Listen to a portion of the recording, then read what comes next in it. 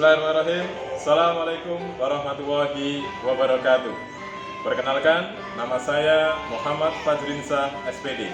Saya adalah guru di SDIT Muhammadiyah Turko, Kecamatan Kangkung, Kabupaten Kendal.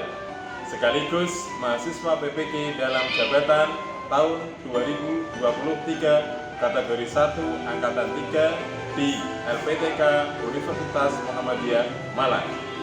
Pada hari ini, Selasa 5 Maret 2024, saya akan melaksanakan ujian kinerja atau mungkin secara luring di SDIT Muhammadiyah Turko, Kecamatan Kangkung, Kabupaten Kendal. Berikut ujian kinerja saya. Siap, gerak. Bincang depan, gerak.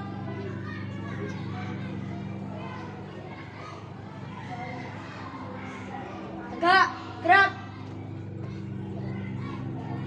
Mas Muhammadiyah. Sang surya telah bersinar.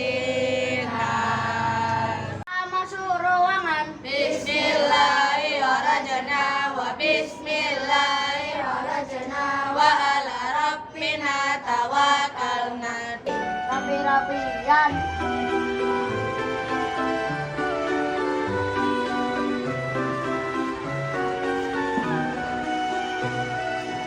Assalamualaikum warahmatullahi wabarakatuh.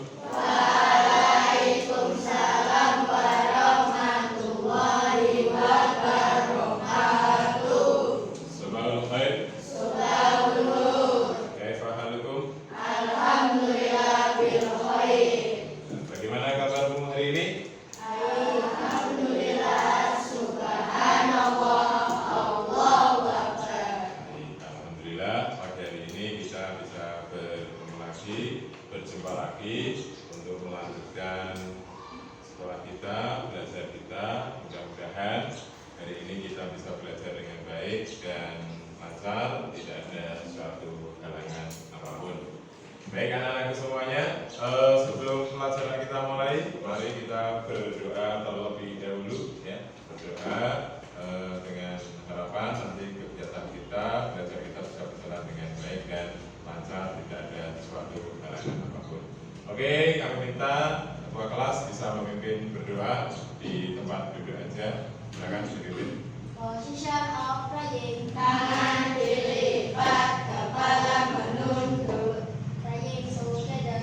A'udzu billahi minasyaitonir rajim.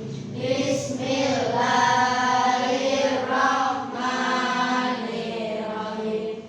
Raditu billahi rabbal. Baik anak-anakku semuanya, tadi kita sudah berdoa. Selanjutnya hari ini siapa yang tidak berangkat? Alif, terus Tirta, kemudian Dada. Oke, mudah-mudahan teman kita semua yang tidak hadir segera diberikan kesehatan, ya, sehingga besok bisa berangkat ke sekolah seperti biasa kembali. Bagaimana? Supaya kita lebih semangat, kita nyanyi dulu, ya. Lemes gitu. Ya. Oke, tepuk semangat.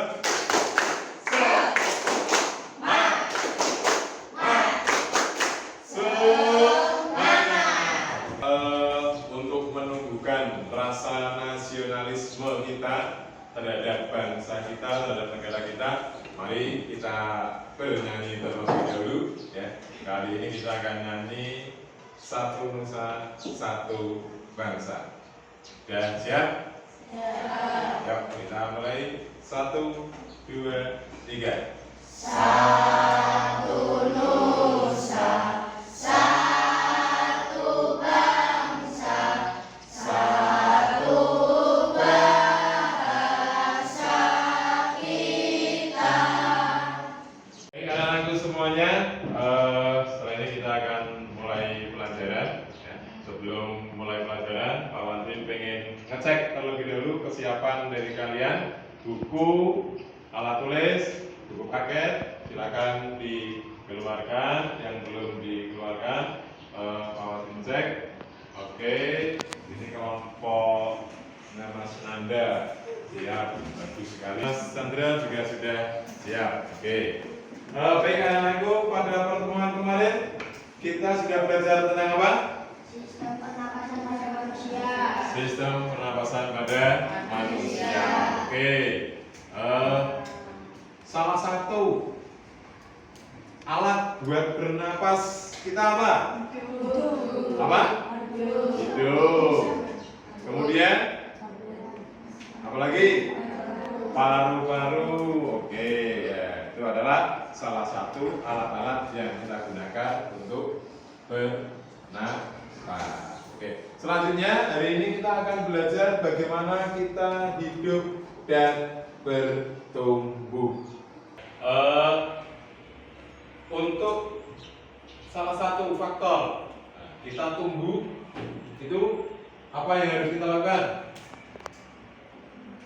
Makan.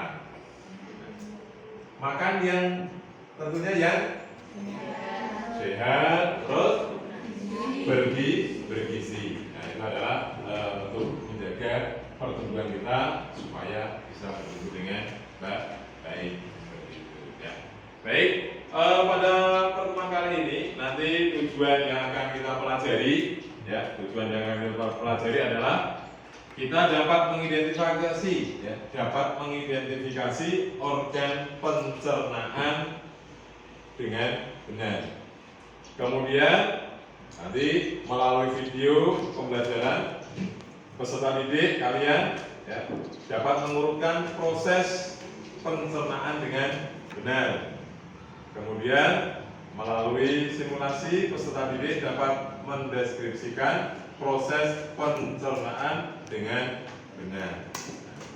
Nah, sebelum Pak Mansuri mulai pelajaran, sekarang mau tanya terlebih dahulu ya. Kira-kira mengapa sebelum berangkat sekolah kita harus makan terlebih dahulu? Siapa yang tahu? Ya, oke, yuk Mas Chandra. Karena biar fokus saat belajar. Biar fokus saat belajar. Oke. Apa lagi yang punya jawaban? Oke, Mbak Aza. Karena bisa kuat dalam mengikuti pelajaran. Supaya kuat dalam mengikuti pelajaran. Oke, tepuk tangan juga buat Mbak Chandra. Jadi anak-anakku, tadi mengapa kita harus makan terlebih dahulu sebelum berangkat sekolah? Ya. Kemudian apa yang terjadi jika kita tidak makan? Nah, pasti ketika kita tidak makan berangkat sekolah, kita menjadi lemes, tidak fokus, tidak konsentrasi dalam mengikuti pelajaran. Jadi tadi yang disampaikan Mas Chandra, Mbak Aza itu sangat tepat. Sehingga kita sebelum berangkat sekolah harus sarapan terlebih dahulu.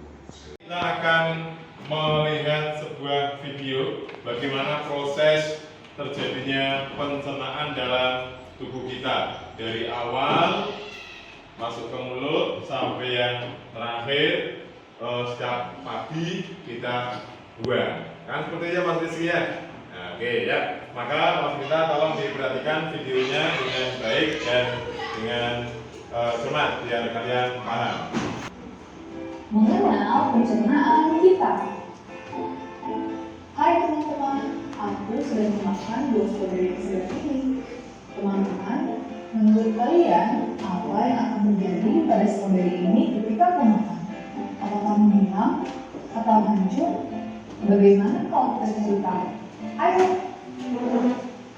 Semua makanan yang kita makan akan pergi menuju sistem pencernaan. Sistem pencernaan ini terdiri dari beberapa organ pencernaan, yaitu mulut, kerongkongan, lambung, usus halus, usus besar, dan anus. Saat stroberi ini masuk ke dalam mulut, mereka akan menyerap gigi dan bercampur dengan air liur agar mudah untuk ditelan. Selanjutnya, makanan akan meluncur turun melewati kerongkongan untuk menuju ke lambung. Kerongkongan adalah sebuah saluran panjang seperti sedotan yang menghubungkan mulut dengan lambung. Akhirnya, sampailah stroberi tadi di lambung. Di sana, stroberi akan dihancurkan oleh gerakan dinding lambung dan juga cairan lambung. Tahukah kalian misalnya, setiap benda yang masuk ke dalam lambung akan mulai hancur. Selanjutnya, makanan akan menuju usus halus. Di usus ini, nutrisi makanan seperti vitamin akan diserap dan diedarkan ke seluruh tubuh kita. Nutrisi inilah yang membuat kita sehat dan berenergi. Makanan yang telah hilang nutrisinya ini disebut dengan ampas makanan. Ampas makanan kemudian akan masuk menuju usus besar. Di usus besar, air yang dimiliki ampas akan diserap sehingga menjadi lebih padat. Ampas-ampas ini kemudian masuk ke dalam rectum. Rectum adalah ujung dari usus besar. Mereka berfungsi sebagai tempat pemberhentian sementara sebelum ampas dikeluarkan dari tubuh melalui anus. Ampas yang keluar melalui anus inilah yang disebut makanan atau pup. Disinilah sebenarnya makanan kita berakhir. Mari kita hitung lagi. Jadi, makanan yang kita makan akan masuk pertama kali ke dalam mulut dan selanjutnya melewati kerongkongan untuk menuju ke lambung. Dari lambung, makanan akan menuju usus halus, usus besar, dan berhenti sementara di rectum. Sebelum akhirnya dikeluarkan dari tubuh kita melalui anus. Nah, itulah teman-teman yang terjadi pada makanan yang kita makan. Senang sekali belajar tentang pencernaan manusia bersama kalian. Sampai jumpa lagi. Ya, anak-anakku, tadi kalian sudah melihat videonya kan? Nah, itu adalah proses bagaimana tubuh kita mencerna makanan yang setiap hari kita makan. Nah, jadi kita patut bersyukur pertama kepada siapa? Allah. Bagaimana Allah menciptakan kita manusia itu sudah betul-betul dalam sebaik-baik bentuk. Sehingga setiap organ tubuh yang ada dalam tubuh kita ini sebenarnya berfungsi. Coba bayangkan seandainya salah satu organ kita ini ada yang sedang bermasalah, pasti kehidupan kita tidak akan enak, nggak bisa nyaman, bahkan BAB pun susah, kan seperti itu. Jadi dari semua sistem ini memiliki peran masing-masing, memiliki fungsi masing-masing, seperti itu.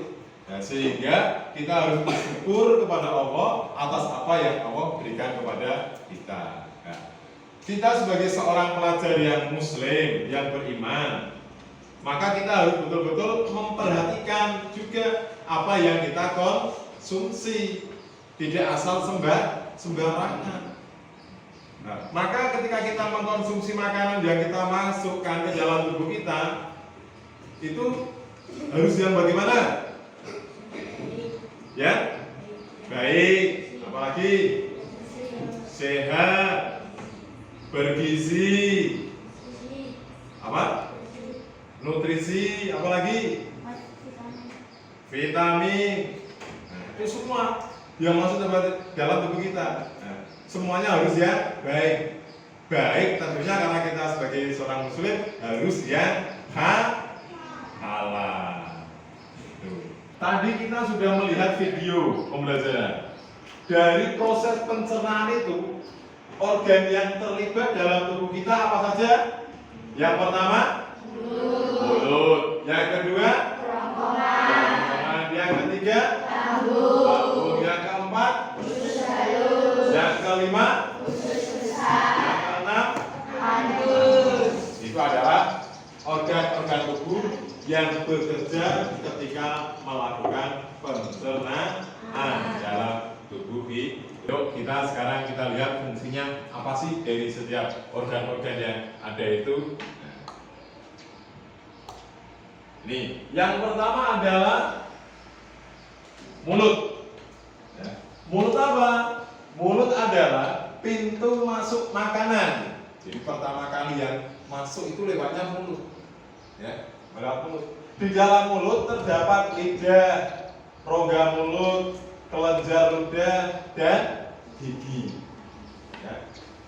Jadi fungsi mulut bermacam-macam, yaitu menghancurkan makanan, mencerna makanan, mengecap rasa makanan, dan membantu menelan makanan. Di dalam mulut terjadi pencernaan mekanis, yaitu dengan gigi dan lidah. Kemudian pencernaan kimiawi, yaitu dengan ludah yang mengandung enzim. Nah, enzim apa? Ptyalin. Seperti itu. Ya.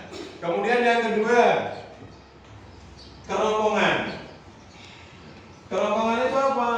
Kerongkongan adalah penghubung. Jadi setelah dari mulut masuk kerongkongan, maka kerongkongan ini adalah penghubung antara mulut dengan lambung. Jadi antara lambung dan mulut jadi ada kerongkongan. Kerongkongan disebut juga esofagus. Apa? Esofagus. Ya. Kerongkongan itu berbentuk tabung dan terdapat otot-otot. Otot pada kerongkongan berfungsi untuk membawa makanan dari mulut ke mana? Lambung. Seperti itu ya. Dengan menggunakan gerak peristaltik namanya. Kemudian setelah kerongkongan berarti ada apa? Lambung itu sendiri ya, ada lambung. Lambung itu apa? Lambung adalah organ pencernaan yang berfungsi untuk mencerna berbagai zat-zat makanan. Kemudian letak lambung berada di bawah sekat rongga badan. Di dalam lambung terjadi pencernaan kimiawi dengan menggunakan enzim baksit, enzim renin, enzim limpas, dan asam lambung. Jadi lambung itu berada di sebelah kiri. Itu sebabnya kenapa kita kalau tidur disunahkan miringnya ke kanan. Biar apa? Posisi lambung tetap berada di atas sehingga lambung ketika kita tidur pun masih bisa berfungsi bekerja maksimal seperti itu ya, ini lambung ya. Nah, kemudian ketika kita makan nih, seorang pelajar yang muslim harus tahu lambung kita itu harus kita isi 3 macam. Yang pertama sepertiga buat makanan, sepertiga yang kedua buat minumnya, kemudian sepertiga yang ketiga untuk udara, untuk bernapas seperti itu. Nah, kalau diisi penuh makanan kok nggak ada airnya bagaimana? Nggak ada udaranya bagaimana? Nah, seperti itu. Ya, jadi ada 3. Ini yang ketiga adalah lambung. Jadi ya. Nah, kemudian organ yang keempat yaitu apa? Usus halus. Usus halus adalah tempat penyerapan sari-sari makanan. Di sini juga terjadi proses pencernaan kimiawi dengan bantuan enzim tripsin, enzim disakarase, enzim erepsin, dan enzim lipase. Sari-sari makanan diserap melalui jot-jot, jot-jot usus yang disebut villi. Seluruh sari makanan kecuali asam lemak dan gliserol diangkut melalui vena porta menuju ke hati. Sedangkan asam lemak dan gliserol diangkut melalui pembuluh limfa. Kemudian setelah dari usus halus, kemudian menuju ke mana? Usus besar. Ini usus besar itu merupakan usus terbesar. Namanya juga usus besar. Berarti kan yang terbesar. Fungsi usus besar apa? Untuk memilah atau memilih, yaitu hasil pencernaan. Di sini terjadi penyerapan air dengan jumlah yang besar daripada organ lainnya, dan terjadi proses pembusukan sisa-sisa makanan dengan bantuan bakteri. Jadi ketika sampai di usus besar itu betul-betul diserap air-airnya, ya, sehingga apa? Sisa-sisanya itu mengeras.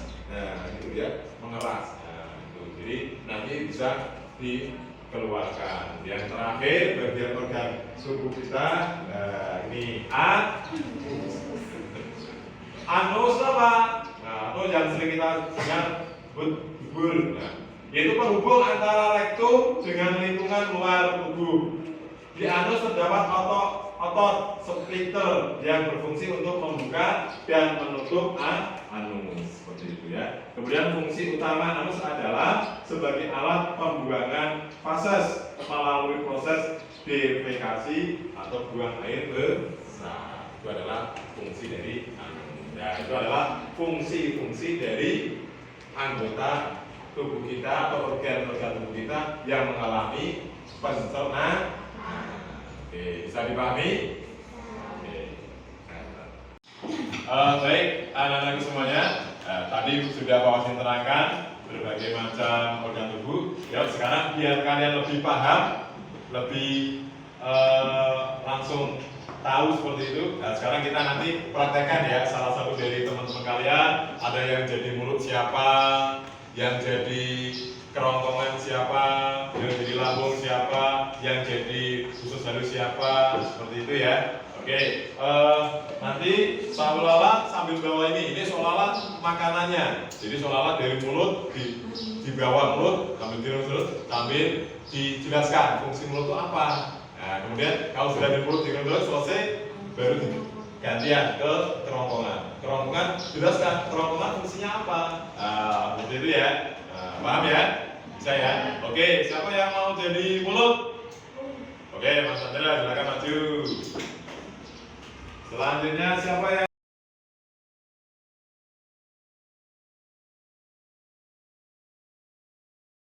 yang mau jadi usus halus? Ayo, maju, ayo.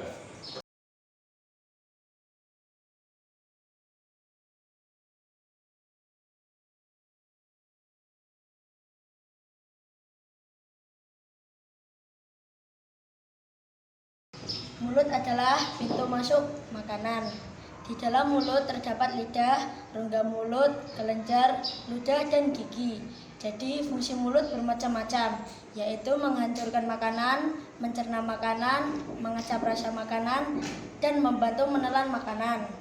Di dalam mulut terjadi pencernaan mekanis dengan gigi dan lidah, dan pencernaan kimiawi dengan ludah yang mengandung enzim petialin. Kerongkongan adalah penghubung antara mulut dan lambung. Kerongkongan disebut juga esofagus. Kerongkongan berbentuk tabung dan terdapat otot. Otot pada kerongkongan berfungsi untuk membawa makanan dari mulut ke lambung.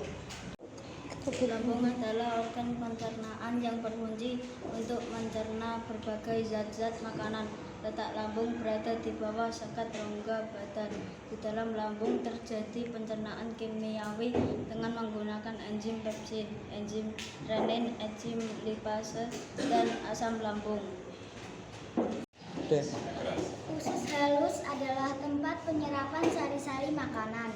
Di sini juga terjadi proses pencernaan kimiawi dengan bantuan enzim tripsin, enzim disakarase, enzim erepsin, dan enzim lipase.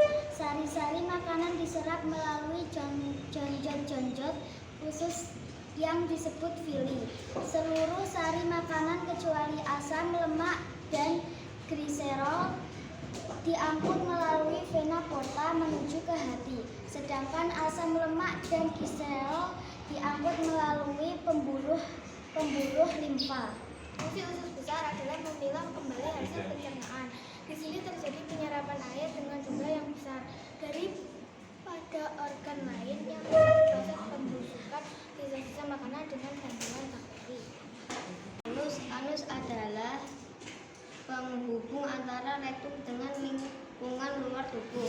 Di anus terdapat otot sphincter yang berfungsi untuk membuka dan menutup anus. Fungsi utama anus adalah sebagai alat pembuang feses melalui proses defekasi atau buang air besar. Tepuk tangan buat teman-teman kalian. Terima kasih. Silakan duduk kembali. Sekarang Pak Wasri akan membuat bagi kelompok kalian yang sudah ada ini kelompoknya. Nanti Pak Wasri beri lembar kerja peserta didik, nanti dikerjakan secara kelompok gitu ya. Nanti namanya ditulis, kemudian apa yang ada di situ berkebijakan, gitu ya. Itu sama-sama dipikir bareng diskusi. Jadi nggak ada yang tidak ikut berpartisipasi, semuanya harus ikut berpartisipasi.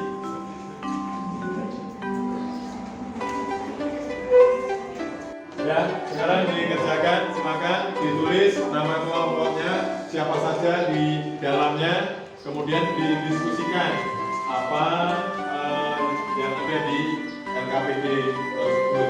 Ya, silakan mengerjakan, dipikir bareng-bareng satu kelompok seperti itu ya.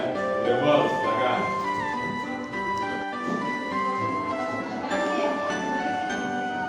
Di situ langsung.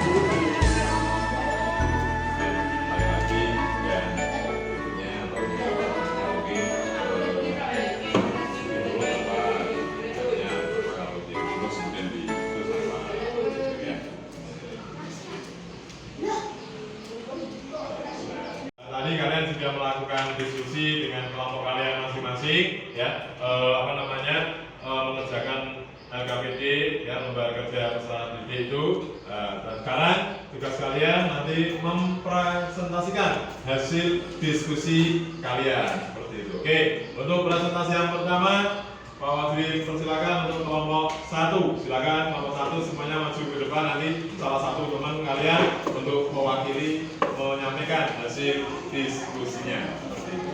Ya. Oh, ikat dulu Pak. Assalamualaikum warahmatullahi wabarakatuh.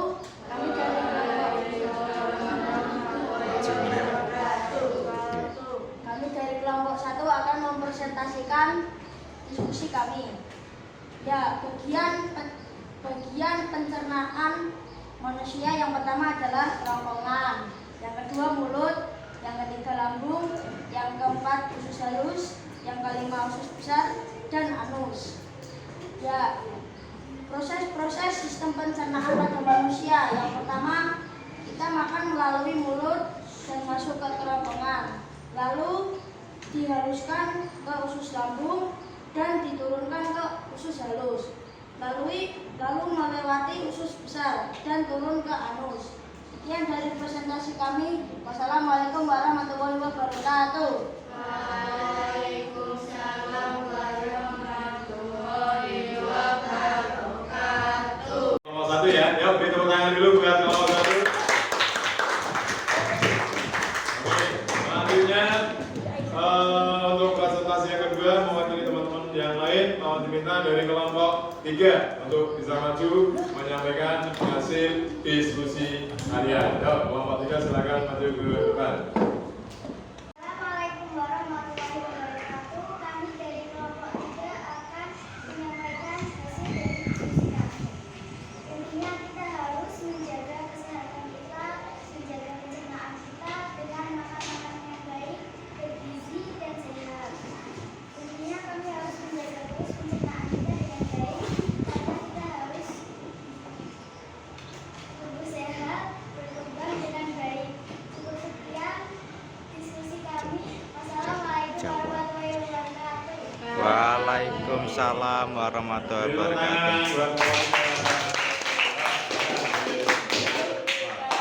Tadi ya, terima kasih Pak Wadri sampaikan pada teman-teman yang sudah melakukan diskusi, kemudian dipresentasikan, nanti hasil kerja kelompok bisa dikumpulkan seperti itu ya. Jadi kesimpulannya, anak-anakku semuanya, kita harus menjaga ya, organ-organ pencernaan dalam tubuh kita supaya tetap sehat dan tidak mudah terkena penyakit dan baik anak-anakku. Sebelum pelajaran kita akhiri, sekarang Pak Masrin akan mengadakan tes evaluasi untuk perorangan nanti untuk mengukur sejauh mana pemahaman kalian tentang organ-organ tubuh yang berkaitan dengan sistem pencernaan, gitu ya. Oke, nanti ini silakan dikerjakan sendiri seperti itu.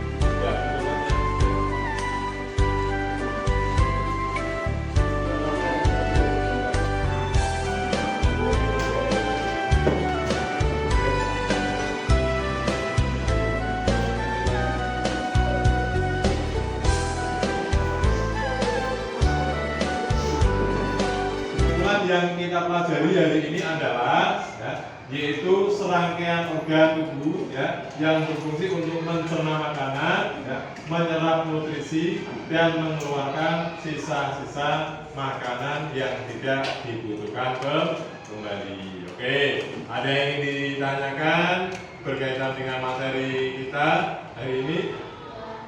Sudah Bang? Bisa dimengerti semuanya?